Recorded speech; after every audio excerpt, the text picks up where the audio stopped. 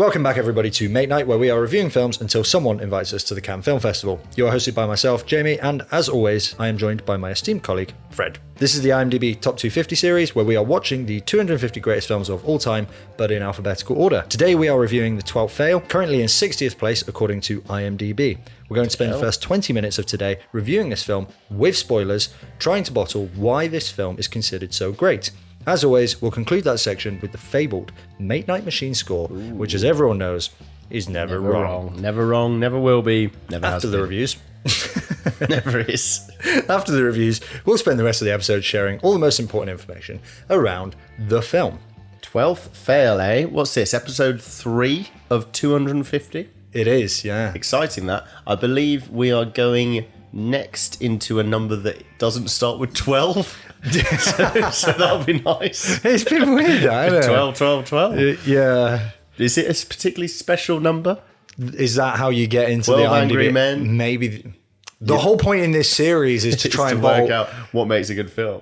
Maybe that contributes. I would argue that there's a disproportionately high amount of films with the number 12 Yeah. in the top 250 films of all time. And if you stay tuned in, you'll find out whether that's the only good thing about this film or not. Yeah. Roll credits there.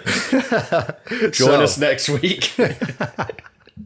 All right, so Freddie, as a custodian of the Mate Night Machine, Oh, yes. purely as enjoyment, what score do you hope this film is going to get? Enjoyability-wise, I am going to go for a 7.9. Okay, 7.0 for me. Ooh, Yeah. I almost gave this higher. You almost gave it great. 7.9 is really, it's teasing. Teetering. It's thinking about It's it. just so different, you know? Okay. It's just a different experience for me. We didn't really go into too much detail in the opening, I guess, but I think the first fully Indian-made film that I've watched. Same. Slumdog Millionaire is not. Well, it was all recorded in English, right? Yeah. You get like they mention it in this, so English medium and Hindu medium. Mm-hmm. I did a very cursory bit of looking into the awards in India, and they actually have English language awards and Hindu language awards. So they obviously do English language films, but in this case, not completely, but largely it was a Hindi film. And just generally really enjoyed the whole experience, really enjoyed the vibe. That was one of my favourite bits about it. I mean, would you be able to just give us like a quick, this is what the film is, just so that people listening? Quick rundown. Maybe. You're just going to... I'm just going to have a little stretch before I Just do. a little plagiarism. And see what someone else thinks. Well, I can give you a little overview. Anyway, let's give it a try. I'll give you some assistance. So, 12th Fail, we have Manoj, who is he's an individual in a rather derelict and impoverished area of India. Very far out in the country. Not expected to rise through the ranks in life. He does have a father who is really noble and righteous and has instilled in him certain disciplines. Now, what is important to know about Manoj is that at his school, they allow the students to cheat because they know that they won't get anywhere far in life. So they want to give them a little leg up. They can at least pass their exams. And through a series of different interesting events early on in Manoj's life, he decides that he is not going to cheat. And not only is he not going to cheat, but he's going to aim for as high as it is possible to aim for a person in his position, which is to rise up the ranks of the civil service and get to a position of authority and power. Because he believes as long as the people in power are good, then we will be living in a much better world. It'll trickle down. And he's almost bypassing a lot of it by going for this insanely hard, almost law bar exam sort of style situation, where he doesn't have to be part of the police and rise through the ranks. He just kind of goes straight into government. And the story is basically him going, I'm going to set my sights on putting good into the system within India. And the way I'm going to do that is I'm going to take on this exam, which is known to be insanely hard. Yeah, they put 200,000 was it they said or something? 200,000 people start at the starting line, and they only give out like a couple of jobs or something. Yeah, it's effectively no one. Certainly not someone who needs to cheat to just get past his exams at the beginning of the movie. So that's basically the idea of the movie. Yeah, and the journey for him is going through this incredibly arduous and hard process with absolutely no aid whatsoever. Like, that's the idea. When Extra not setbacks. absolutely no aid, but you know, like, he is really at zero. Everyone else he's competing against in some capacity has a leg up on him. Yeah. Everyone else, and his aim is quite the lofty one. Yeah.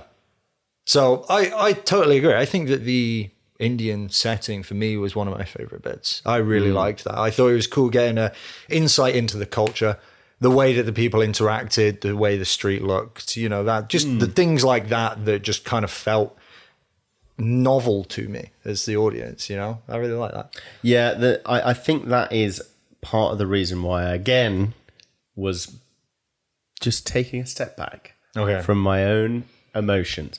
This is a trademark issue that I have, being when I am pleasantly surprised. I increasingly found myself more surprised by the film. I was like, this is a really enjoyable I'd agree with that, actually, yeah. I was like, wow, that's really cool. And I'm really enjoying these particularly the characters. The journey they were on was very, not only, I don't want to say heartwarming, but you felt invested because you could see, anyone could see themselves in this character because he's an everyman figure, but he's actually like almost like a holy. he's like the best of you, the absolute best of what you could be. Someone who cuts absolutely no corners and still is able to achieve greater than anyone else. That's the idea here. So you want to see the best parts of yourself in this character, and the way the story unfolded and the setting, the packaging of the story, I was really enjoying. I kept thinking to myself, this is really lovely. What a great time. The way the narrative is shifting and meandering through is lovely. The characters that they're introducing is great. The setbacks that he goes down, they are adding to the mythos of this journey. And also the actual setting is very clear. Like, they really structure it sort of like 12 Angry Men, where you know the destination, like you know where you're aiming for, and they make it incredibly clear how he needs to get there. And any setback, you understand the gravity of it because you know what the stakes are. So I had to go, hold on a minute, Fred. This isn't the best film you've ever watched in your life a few times. Because I was just finding myself so really. Well, but if a movie does that to you. Yeah, and so I really enjoyed it. Yeah. And yeah, for sure. It fell into that trap of music that's so pleasantly surprising that I kept saying to myself, is this the best film I've ever watched? And it isn't the best film I've ever watched. Of course I was just getting ahead of myself. But yeah, great positives. Endearing cast and story. I thought there was some actual funny humour in it. Like funny settings, funny characters.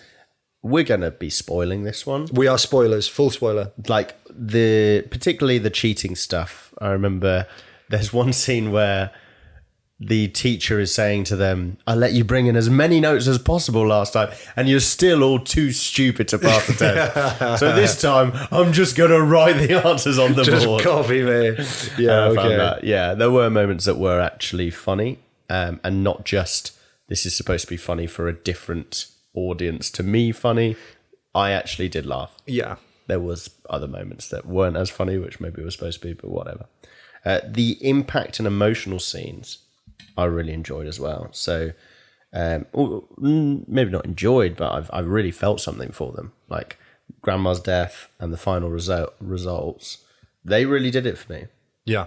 What about for you? Final results, definitely, yeah. Grandma's scene, not so much. Yeah, it just felt a bit obvious it was about to happen to me, if you know what I mean. It just kind of felt like I was just so certain that he was about to find out his grandma was dead that when it happened, I was just... I think... Oh, yeah, okay. This is what I mean, actually. Yes, 100% it was obvious that he was about to find out his grandma was died. However, the acting style that they have in these movies is quite melodramatic. In the kind of day-to-day, scene by scene. That's kind of the style. Certainly my impression of what the style is. However, the death scene and the emotional scene between Manoj and his mother, I was very surprised by. I thought they brought some real, like, earthy realism to that scene. So it was more that than the actual setting of the scene itself. Yeah, and I think the whole movie was just very touching, wasn't it? I do think I think that probably the strongest thing for me was thematically. This film was one of my favorites because it's like you say, you've got the character who you have so much admiration for. You have so much respect for, and he's so likable, and he's so pure. And it's and the journey is so appropriate of a character like that. And the idea felt, we've literally just done a review of Transformers 1, and one of the things that we said was wrong with it was there is no nuance whatsoever in the good versus bad. Yeah, right. In this, I really felt like it was sort of showing me things which maybe I believe a bit, and so I liked it more because it was like, yeah, that's in line with what I believe, but it was like doing things for the right reasons. That was one that I really liked, where it was sort of saying, you need to be doing this not because of any of the advantages that come with it, but do it because you want to make a good change in the world and take losses and just get your head down and push on. And yeah, I think that thematically it was really up there for me. You really like that sort of stuff as well, that kind of like stoicism and no excuses attitude. Exactly, that's it. And it added to the admiration. The themes and the character and the plot all work together really nicely for me to make a package that I really believed in and really kind of felt a connection to what it was trying to say. And it's actually not that common that I watch a film and I'm like, the message they're trying to give me is something that I like. So I really, really liked that about this film. And that was a real standout thing for me. I thought that the plot didn't surprise me at any point in the whole movie. There was no moment where I was really surprised by any of it. It kind of just felt relatively sequential, but that's fine. Like, I still really felt very moved by it. And 12 Angry Men like that. Yeah, exactly. Yeah. That's it. I felt personally like the stakes of the IPSO exam were enough, and the conflict of that was enough, that I personally didn't see the need for the complications in his romantic life and the complications that they added in elsewhere. I'd say that the weakest part of the story for me was the romantic plotline. It didn't feel necessary. It felt like such an amazing story that was pushing it forward. It was like, we could just leave that out. Like, we don't need that. It's 2 and a bit hours, so we've got a bit of room to play with. It's similar to what we were saying about Casino, where we both, well, you particularly felt that the romance plot would have, the omission of the romance plot would have greatly improved the story. However, it's a true story, right? So in this case, from your research, do you know? I know that the plot, so he is dating that person in real life still, and they both were successful in the way that the plot said, but the whole storyline that we were taken on was completely fabricated for the sake of the story. I think that films seem to believe that you need romance sometimes, and this was one of those where I was just like, this is a really good story. We don't need that extra element. She's actually, in a nice way, a bit of a safe retreat. There were moments from the adversity where it felt really nice to have this person that he trusted and felt safe around. And it just kind of felt like, he lied to her at the start, or he kind of let her believe something that was not true. And it just all kind of felt a bit unnecessary to me. Yeah, similarly with his friend who became the TV presenter. Yes. The fact that a really key moment in the plot, certainly for the romance, it's like the largest point of conflict is him coming to her house saying he loves her. Oh no, sorry, this is a different part. Her not being allowed to go back to see him in Delhi because the friend called up her family and said that they'd slept together. If that's not true, then that's like such a rogue thing to add. I feel like I'm going to spoil the later bit, but from my research, that character was pretty much entirely fabricated. Oh, okay. That guy was just not like really Useful involved to drive a plot, I guess. Yeah. So, okay. But again, like every single thing he touched felt unnecessary to me. Yeah. Like apart from maybe just to give us a bit of a benchmark of the people around our main character Manoj. Because he did have a support network. I mean, of course, he did so much individually. However, there was a clear support network, and they wanted to show that. Like Brother Gowrie, for instance, was really nice character. My second favorite character. Well, maybe not second favorite because some of the his dad and the person who inspires him are really cool. But yeah, I mean, it's his dad I really didn't like, to be honest with you. I thought that was a ridiculous part of the whole thing. Like, what kind of dad? I don't care how good you are. You don't just leave your impoverished family to starve to death for just get up and leave because something's unfair. Particularly because we don't actually see what any of his effort did. Yeah. What a terrible thing to do. What an awful, awful thing to do to your family. Yeah, you make a fair point. Okay. But I really liked this film, so what?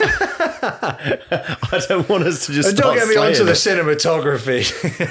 All right, so you gave it a 7. So you're really in a bind between enjoying the story. I felt really moved by the core story. I loved the main character, and I felt like the themes really stood out to me. But great driving force. Lots of problems. With it. I'll tell you something that wasn't a problem with it. The soundtrack. Yes. Restart. I mean, the soundtrack, by that I mean the one song, Restart, was unbelievable. Was there anything else in the movie, or? Her song, do you remember that bit where he gets her to sing? Yeah. That's pretty, I thought that was kind of mid. Not as cool. Well, when it's up against Restart. Well, Restart, because going into this, I knew this was an Indian film. I didn't know if it was a Bollywood film. Mm-hmm. My towards Bollywood. Preconception? Preconception, that's exactly the word I was trying to find. My preconception towards Bollywood was a lot of the moving towards each other, about to kiss and then moving away, lots of dance scenes and some music in the background. And it became clear that there wasn't as much of a musical element to this film. Yeah. Certainly at the start. And then out of nowhere, where they just have... they basically have a song which they... kind of take part in. It's hard to tell. I loved it. It was mint. It was I was like, good. this is sick. It was Where's this come brilliant, from? wasn't it? Yeah, that gave me a full 0.5 extra, I reckon. Yeah, and it came back again, didn't it? It didn't just do kind it of the once. Bit of a motif, yeah. They restarted it. In and out throughout. Yeah, I guess that's pretty smart of them, isn't Probably it? Probably what they meant to do. Yeah.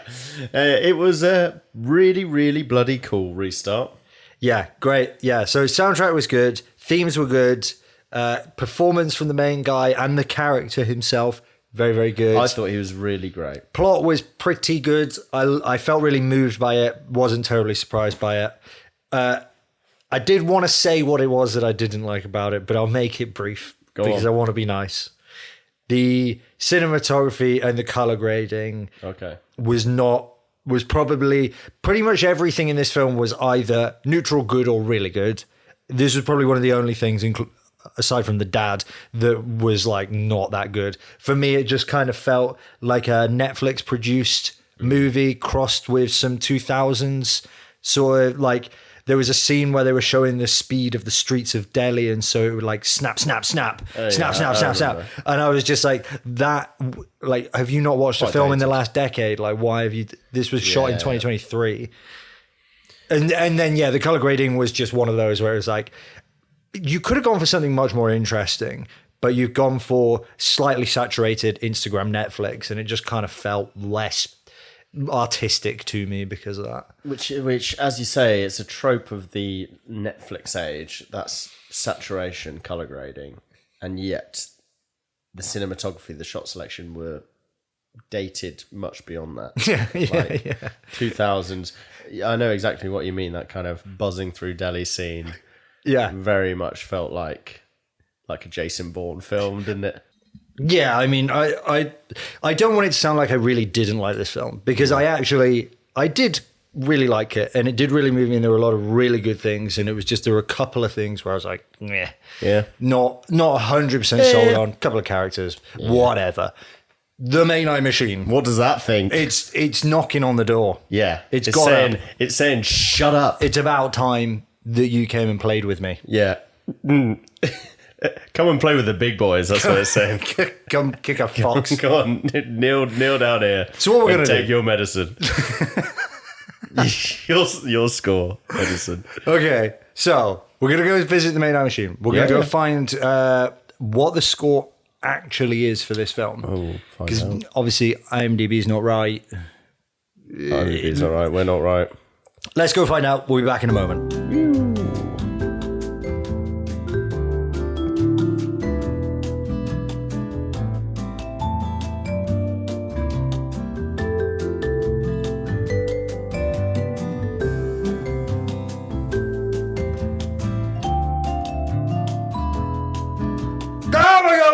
What the fuck? We're back in. Whoa! Woo! Woo! Woo! Sorry, Fred was a little bit behind me there. I was just going over. I didn't realise.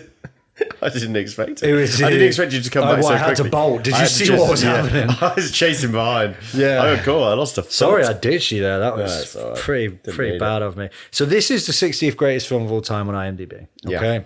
Yeah. We've put it through the Main Eye Machine basically to assess if that's a fair score. And it has come out with 6.54 out of 10. You know what? It's nice to have a break. We've had a few 6.1s, and that was definitely better than the 6.1s. Of course it was. It's the Main Eye Machine. It's never wrong, never has been, never will be. 6.5. We're still on the lower end, though, aren't we, of the ones we've reviewed? It's literally just breaking into good. If 6.50 is absolute neutrality. Though I think that's an absolute neutrality for me. I mean, the Main Eye Machine might be a little different. I would argue has a bit more. It's a bit more reasoned in its approach. So, like, closer to 5 is absolutely neutral on the Main Eye Machine. I don't know. I think we've had some low scorers. I think nearer 6. Yeah. Okay. Personally, okay. I don't know if it goes all the way down to 5 because we've had some scorers in the 6s, which are. Well, 6.54 isn't especially high. And I think that really it's partly because the visuals, it's partly because the impact that it's had on the world is reasonably limited. Like, a lot of people that we meet will not have heard of this film. Wasn't exactly groundbreaking soundtrack. And I think generally just like, if it wasn't, I was saying this when we were on our way over to the machine, if this wasn't an Indian film, I probably wouldn't think very much of it. Like, I think that was really a big selling point. You liked it. It's quirky because it's something you hadn't seen before. It's novel for me. Which for me, I agree. Like, I gave it a 7.9, but I thoroughly enjoyed this film. Yeah. I had a great time. It made me want to watch more. Okay. Well, I think we've got one coming up. I think 3 Idiots might have made it on. Is that? Wow. So 3 Idiots, I believe, is by the same director. Is it? Okay. Yeah, and equally heartwarming tale. Is it? Yeah, I think it's kind of a similar vibe, but from what I've heard. So we might be cracking how to get into the top 250 here. Start with a number, make it heartwarming and good. Well, which other ones have we did? 12 Angry Men and 12 Years a Slave. Yeah. Start with a number. Well, it started with a number. And then give a real good feel-good story like 12 Years a Slave. Yeah. I mean, at the end, yeah. That's maybe the most feel-good story you could have.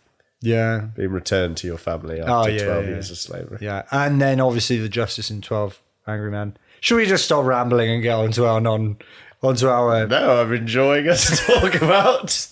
I'm enjoying us seamlessly navigate around 12 Years a Slave and 12 Fail. Okay. Go on. Talk to me about some of the things you've All seen. right, I've got some stuff. I've done some research. I've looked into things like what a true story, licked some based on a boots. true story versus this is a true story, things like that. It's an interesting point that you made because we discussed some talking points on this, and based on a true story is one that I'm interested to understand what you've come up with. Okay, so I'm going to start with a bit about Indian cinema. Yes. Okay? So 12 Fail is an Indian film, but is it technically Bollywood? So have you looked into this at all? No, I'm glad you did though because I'm interested. It is interesting. So Bollywood was formerly known as Bombay Cinema, which is a portmanteau of Bombay and Hollywood. Whilst it is usually associated with particular song and dance sequences, melodrama and star power, it actually refers specifically to Hindi cinema produced out of the Mumbai film industry. Now, Hindi refers to the language, not the culture. You therefore can class 12th Fail as a Bollywood film since the main language spoken was Hindi and the production was associated with the Mumbai film industry.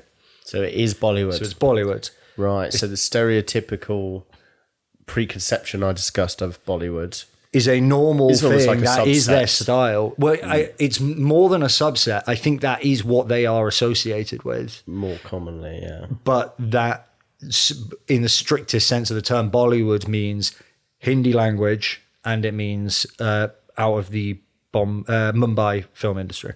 Yeah, and that's actually one of the few things I did see when looking at the Indian version of the Oscars is they have a series of different national film awards and they will cover different areas. So some will be Hindi language, some will be English language. And there's more than just like two big ones. There's 4 or 5 different national film awards. So here you have like BAFTA in the UK, then you've got Golden Globes, the Emmys, the Oscars, of course. But it's interesting that in India they have like that equivalent, that many. Right, okay. Was any just one of Indian them cinema. particularly... I couldn't see just on a very short look if there was one that stands ahead of the others, but there probably is one that's most prestigious, yeah. For instance, in this case, it won several awards on the kind of I think the biggest of the Hindi medium award shows. This did 12 you Fail. see? Yeah. Yeah, it won like 5 awards: best director, best lead actor, best screenplay. It was So Filmfare Awards, those are, and those are specifically Hindi language films. right. Okay, So I think when I looked at the different ones that they have as award shows, that was like second on the list, but it was the highest of the Hindi language ones. So potentially the most prestigious of the Hindi language. award okay. shows. Oh, very nice. Biggest budget in Indian cinema history. Do you want to take a guess? All right. So 2.5 million for this, did you say? Yes. Okay. And we've just done Transformers 1 for anyone who cares. And there you're talking some big boy numbers. So 200 mil one was. Not that one, but one of the Transformers films. So I would be very surprised if it matches that. Has anything crossed 100 mil? That's a question. All right, I'm going to plump a bit lower. I'm going to hit you with a 60 mil. Close. $72 million budget. Pulled in a box office of $130 million. Right. 2024 film, Kalki 2898 AD. So there you go. Biggest box office hit in Indian cinema history. Want to take a guess at that? What, the title of it or how much? No. Just the amount that they brought in. So that last one was 130 odd, did you say? 130 million box office for the biggest budget Indian film. I'm going to go for 500 million. Okay, so That's a lot, actually. 2016 film called Dangal follows a father training his daughters for the Commonwealth Games, had a budget of 11 million and made $340 million. Wow. That's a proper investment, that. Goodness me. Jeez, that is some sleeper hit. Not sleeper hit, that is some return. I wonder what the biggest like proportional box office return is. In history. Yeah. Because you'll have some independent Blair Witch films that Project come could very be. well. Yeah. I think That that'll one was like 50k or something, I think. It was I think it'll be absolutely one. It'll be something with very low Should we have a look? Blair Witch. Low financials. Project. Budget box office. This will be amazing, this. Guarantee it. 60 grand. Made $248 million. Holy smoke. So that's like comfortably better than that Indian one you just mentioned. Yeah. So that's 4 times and then a bunch of zeros. What was it? 4,000 times? Maybe. Maybe we'll cut that. Maybe. Especially if it's wrong. That would be quite funny.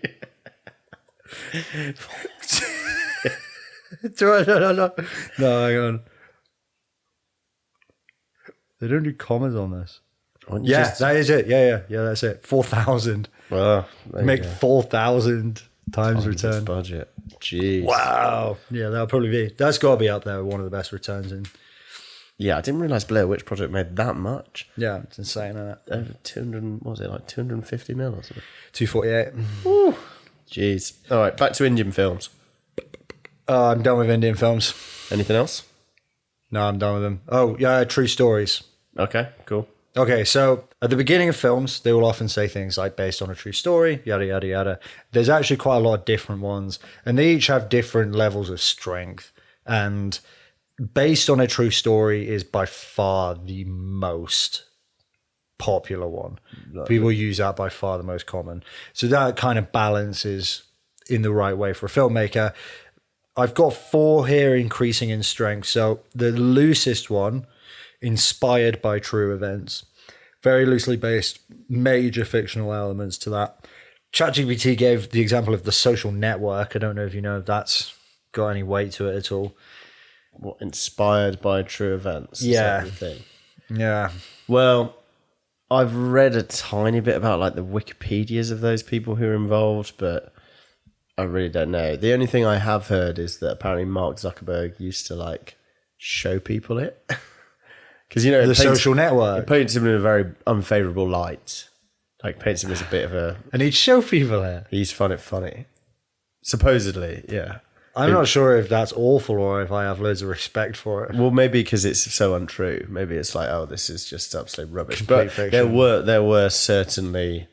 He was sued by people about Facebook and like the rights that other people might have had to its creation, the intellectual property rights. So the fact that he obviously found it funny it says something about something, but what does it say? I don't know. It might be that it just is complete bollocks. We'll ask Mark when we meet him. Historical fiction. So this is fiction set in an historically accurate backdrop. So this isn't exactly stronger, it's just different. So you can tell a completely fictional story, but they would try and keep it's not like a fantasy. Braveheart is an example of this. Right. Based on a true story. 12 Fail is one of these. Substantial truth, notable dramatization. You are still absolutely liable to committing defamation. You are absolutely liable to committing defamation. So when you... Okay, so I'm not sure I'm understanding... Maybe go through these. It'd be good actually to hear you go back on this again. So what you're going through is the 4 different ways that someone can present a story that's based on the degree of truth in a story. And these 4 different ways have a level of room for artistic license. Correct. So let me just ask then. So you had the inspired by true events, loads of room. Historical fiction, outside of that being more set in the past, does that fall on the scale or is it just kind of a separate entity? Yeah, well, the thing is, it's not exactly a linear scale because in the inspired by true events, it's talking about the events, whereas historical fiction is claiming that it is historically accurate in terms of the environment, but not necessarily the events. And so they're kind of side by side in a way. I think that legally it doesn't matter too much. Now, interestingly, with historical fiction, you cannot be sued for defamation against a dead person. That's not possible within the UK law. So you can roughly speaking, you can kind of tell mistruths about people who are dead. You can't get sued for defamation on that. Okay. Now, that being said, you can run into trouble for misleading the public, breach of privacy, or malicious falsehood. So you can't just blatantly lie about someone who is dead. Right. So there you go. Where are we? So yeah, based on a true story, substantial truth, notable dramatization, 12th fail. So I thought I'd just go down the little rabbit hole of the 12th fail here. Yeah. And just explore how true this was. Right, okay, let's do it. Real. I've just basically got a series of points that are this is real or this is fictional. Okay. Mostly speaking, it looks like this was real. Yeah, okay, nice. Real, Manoj Kumar Sharma, his academic failures, that did actually happen. He struggled academically, failed 12th grade. Initially, I couldn't find anything to confirm whether it was because he was caught cheating or not. Right, okay. But it is true that he failed in his 12th grade. Fiction, Pritam Pandey's role, so that's the mate who's a bit annoying, who becomes the TV presenter. Partly inspired by real individuals, but significantly fictionalized for dramatic effect. Right, okay. So do you know if the real individuals who it was inspired by are quite famous in India? I don't. Because you wouldn't be surprised if even if they had like a surface level interaction with Manoj, they'd try and make them a lot more key to the plot. Bit of a claim, yeah. Real career achievements of Manoj and Shraddha both cleared UPSC. Manoj became IPS, Shraddha became IRS. Real financial hardships faced by Manoj originated from a financially disadvantaged background, and he did really live in a flour mill. Oh, okay. That's cool. So that was part of his During journey. his like... Yeah. Yeah, okay. When he was training to pass the bar. Wow. ISPO, I think it was, or something. Yeah, there are a lot of acronyms. Real. Manoj's perseverance and success overcame multiple failures to achieve AIR 121 in UPSC on his 4th attempt. So all that's true as well. It's interesting that they only give them a certain amount of attempts. The whole system was very weird. Interesting. A maximum number of attempts and the whole restart. Yeah, so once you get to a certain stage, you have to go straight back down the ladder. Yeah, it seemed odd to me down the that. snake. Because we wouldn't do that over in the West, would we? That's like you would just pass each exam. Although you do get some places where there's limits on how many times you can try. I know of somebody who moved to Australia because they failed the accounting exams too many times in the UK and weren't allowed to take them again. Yeah. How many times? I think it's quite a lot. I think it's like 12 or something. Pretty badly. Well, I might just be saying 12 because I've done this been thrown around a lot. Yeah, fair. I knew a girl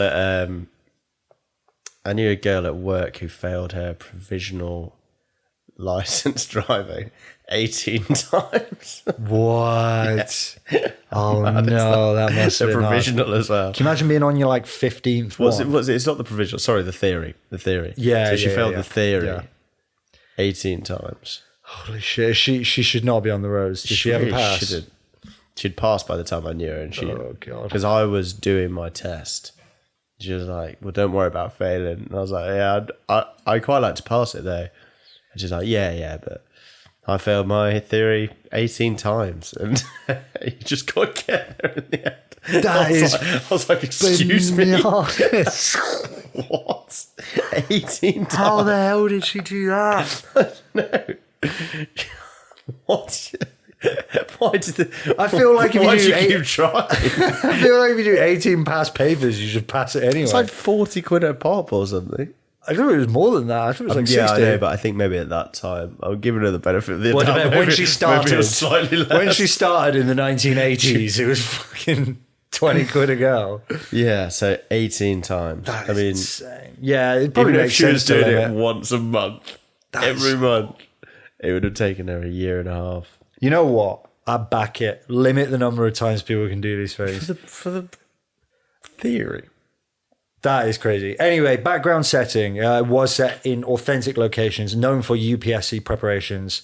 So the area that it was taking place in obviously had a lot of students preparing. Within New Delhi, there is a district, an area that this film takes place in where there is just all these students. That is a real thing they're doing. There is that environment that's projected there. So another truth. That's cool.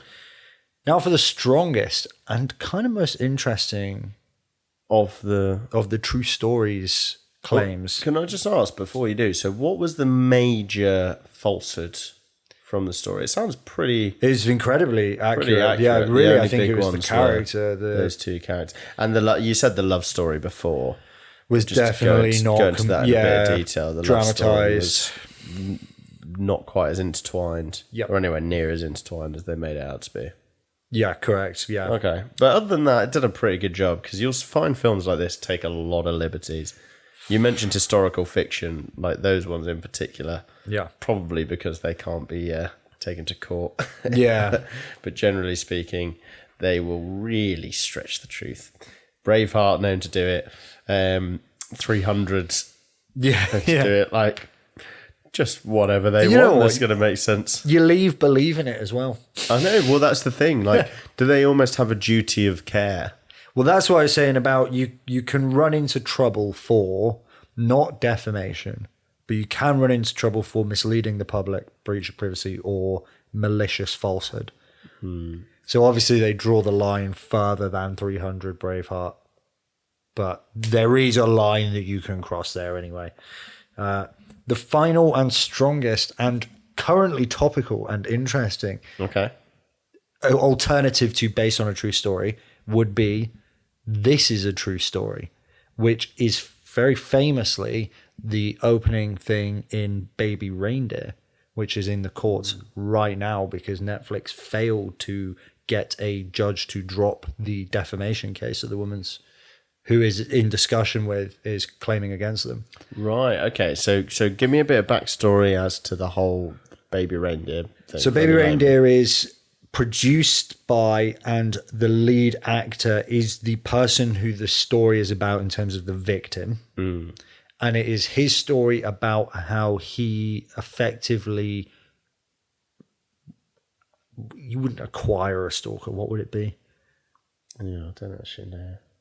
How a stalker effectively decided to latch onto him. Yeah, okay. And it is an incredibly visceral and quite a dark story. And it gets very, very horrible a lot of times. And a lot of people leave it quite shook. And it opens with, this is a true story. And it's basically about how he got through this process. Now, there's other people in the story that also give him a hard time and make life very, very difficult for him. But it really focuses around this woman who becomes his stalker. And it paints her in an incredibly bad light. Right. But part of the thing that makes it so exciting is it opens with the statement, this is a true story. Now that legally means something different to based on a true story. Right. Because you have to be way more accurate with your facts. Now, Baby Reindeer is in the news at the minute because it opens with this is a true story, and just recently Netflix failed in its attempt to persuade a judge to throw out a defamation lawsuit brought by the woman who inspired the stalker character. So whilst you can add dramatization, you have to be very careful with adding fiction, especially when the person in question is alive. So do you know any of the elements in particular as part of the defamation suit? Absolutely, yeah. The most important falsehood in Baby Reindeer is the conviction for stalking, which never actually happened. Right. So she was accused of stalking, and a lot of the stuff in there that's very terrible they haven't disagreed with, but she was never convicted of stalking, and it specifically shows her being convicted for it. It's like part of the story. See, the thing with that is you really are... I don't want to say playing with fire, but you're talking about a subject that is, it's very important that there are stories out here showing what is happening. And if you are not watertight in your execution, it really devalues the whole experience of the person that went through this. Now, in this case, though, the person who went through this, you say, was the producer, Writer. And lead role. Right. Plays himself. So presumably a lot of what he went through was real, right? Yes. That's the whole idea. And yet just out of getting carried away, presumably. Yeah, I mean, it's not even, I'm not even talking just from his perspective, but just naturally as an audience member, your goodwill it feels like it has been betrayed. And so no matter how harrowing this situation is, you're starting on the back foot because you've done this. Yeah. Yeah. And so what... I don't know, you'd have thought it'd just be so much smarter to do it right. To tell the absolute truth, why you mean? would you... Yeah, why would you Because there's enough content in there that they've not disagreed with. Yeah. The thing is, it was an incredibly shocking series that came out. And a big part of what made it so shocking was the fact that it said, this is a true story. And so if they've taken away that conviction, then maybe they were just worried it wouldn't have the same weight. I mean, I don't know if you remember, but it really shook the world a bit when it came out. Maybe it wouldn't have had the same. But the thing is, that's built on a lie. And not like just I'm telling a fun story lie, but a lie where the justice system has not decided that this woman is guilty, and you have told the world definitively that the justice system did find her guilty, which is a lie. It's a pretty big one. That's bad, that, isn't it? It's a pretty big one. What's the fallout looking like for this? Well, it's only in the last few days been passed. A judge has said to Netflix, no, we're not dropping this. This is going to court. So it's yet to be determined, but it's very topical at the minute. There's a couple of other things. Has it been pulled from Netflix, or is it still on there? Not that I'm aware of. But watch it whilst you can. Yeah, exactly. Ms. Harvey, who it's about, says also she did not stalk a police officer, sexually assault Gad, violently attack him in a pub by smashing a bottle over his head and gouging his eyes, or wait outside of his home for up to 16 hours a day. Now, we don't know how many of those are her just saying that, but there's quite a lot there that she's saying. Sounds is not like true. Probably the bulk of the content of the... Okay, here's the thing, right? There's a very famous interview following this coming out where it really shaking the world, where Piers Morgan got the actual woman on his show to ask her. And in fairness to him, he didn't do any leading at all. He kind of just probed her and gave her an opportunity to tell her side of the story. And she painted herself in a very bad light. Right. She came across as though she was kind of making a lot of stuff up on the spot a little bit, and a lot of her stories didn't line up. And it all just felt it didn't feel like, oh, this is legitimately been wrong in the sense that it's called out the wrong person here. It felt more like, oh no, she really has done some bad stuff, but that maybe some of the details were exaggerated in a way they shouldn't have been. So we'll find out when it goes to court anyway. But yeah, so this is a true story is the strongest that you can put on. And apparently if you're Netflix, you can put that and just fucking lie. And just do what you want. International waters, baby. Right, okay. So run me through. We've got, this is a true story. You better be telling a true story. Yeah. Based on a true story. You can be a little fiddly. You are allowed minor dramatizations in This Is a True Story. You are allowed to make it into a... In fact, in some ways, it sounds like 12th Fail probably could have got away with This Is a True Story, and Baby Reindeer probably should have gone with Based on a True Story. Yeah. Some key elements that, like... About a real life person as well. That is provable aren't true. I think there's no hearsay involved in convicted for stalking. So, okay... True story. This is a true story, based on a true story, historical drama. What's it? Historical fiction? Yes. And what's inspired by true events. Which is literally just like... Something happened once. Someone was actually called Roger in this. Yeah, okay. I would actually be interested for us to find the most egregious inspired by true events. Oh, mate, that could be a good episode. That. Yeah. All right, let's maybe do some research. We'll do that. All right, how about this? Next time we do any that has any of these. Yeah. Like, for instance, Braveheart's going to be on here. But we'll probably do one before then. Like, we'll get biopics and things like that. Yeah. We have to try and find our best. We have to come up with our best based on like the true story. Best stories that have just been completely something that's completely fabricated. Yeah. All right. That'll be for the next one. That's all I've got for everyone today. So if there's anything you wanted to add. No, stress? 12 fail. I will say this, right? First Indian film. I had an absolute blast, and I'm going to show Rachel it pretty soon. Then we've got 1917 next, so I kind of want to just go straight Get into pushing that. on. Yeah, don't let Bollywood, the name Bollywood, put you off of a movie. Okay, do look into the movie itself, because this is technically a Bollywood movie, and it's certainly not what I would have expected a Bollywood movie to be like. I'd still be interested in watching a Bollywood Yeah, film absolutely. in the stereotypical sense, because I'd be interested to see what that's like as well. But if that's not your cup of tea, Bollywood, don't let that tell you exactly what a film's going to be like, because this is not anything Completely like different what you to think what- of a yeah. Bollywood film.